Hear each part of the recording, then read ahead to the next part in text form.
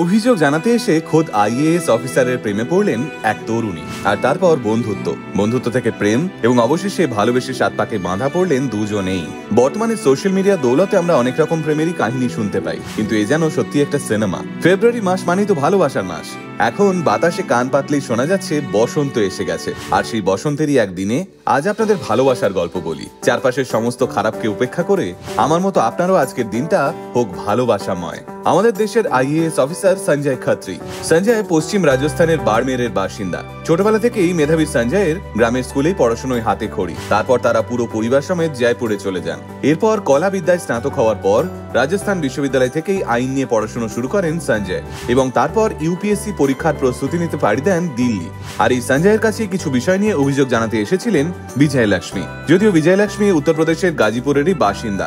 মেধাবী বিজয়লক্ষ্মীও loaders convent inter college থেকে পড়াশোনা শেষ করেছেন। ইতিমধ্যেই তার বাবা গত হয়েছেন, এবং তারপর সিভিল সার্ভিসের প্রস্তুতি নেওয়ার জন্য দিল্লিতে চলে আসেন বিজয়লক্ষ্মী।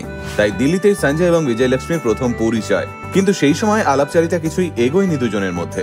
আসলে কথায় আছে না, সময়ের আগে গাছের একটা পাতাও নড়ে না, এক্ষেত্রেও ঘটনাটা অনেকটা তাই। এরপর সঞ্জয়ের সঙ্গে যখন বিজয়লক্ষ্মীর দেখা হয়েছিল, তখন মাঝে অনেকগুলো বছরই পেরিয়ে গেছে। সেই সময় সঞ্জয় ছিলেন উত্তরপ্রদেশের গাজীপুরের একজন জেলা শাসক। গাজীপুরে সঞ্জয় একটি জনসংবাদ নামের ক্যাম্পেইন চালাচ্ছিলেন, যে কর্মসূচিতে জেলা শাসক জনসাধারণের নানান অভিযোগ শুনতেন, আর সেখানেই অভিযোগ জানাতে পৌঁছেছিলেন বিজয়লক্ষ্মী।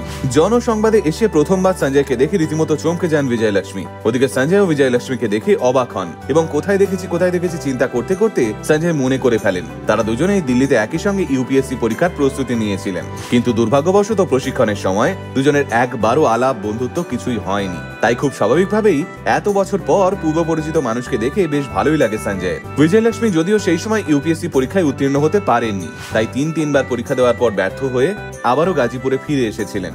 ওদিকে সঞ্জয় ততদিনে ইউপিএসসি ক্লিয়ার করে একজন আইএএস অফিসার হয়ে গেছেন। তাই যেদিন প্রথম বিজয়লক্ষ্মী সঞ্জয়ের কাছে অভিযোগ জানাতে এসেছিলেন, সেদিন বিজয়লক্ষ্মীকে দেখে পুরনো কথা মনে পড়লেও নিজের আবেগের বহিঃপ্রকাশ করেননি সঞ্জয়।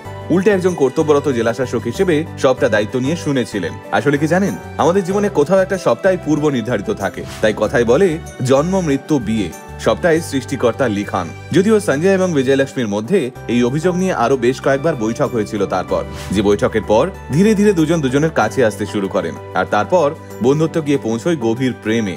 এরপর অবশ্য বাকিটা রূপকথার মতোই সত্যি হয়ে যায়। 2017 সালে এই দুই পরিবার থেকে দায়িত্ব নিয়ে সঞ্জয় এবং বিজয়লক্ষ্মীর 4 হাত এক করে দেওয়া হয়। কি অদ্ভুত প্রেম, তাই না?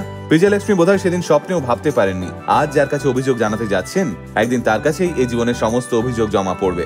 আজ আইএএস সঞ্জয় খত্রি এবং বিজয়লক্ষ্মী দুজনেই সুখে সংসার করছেন।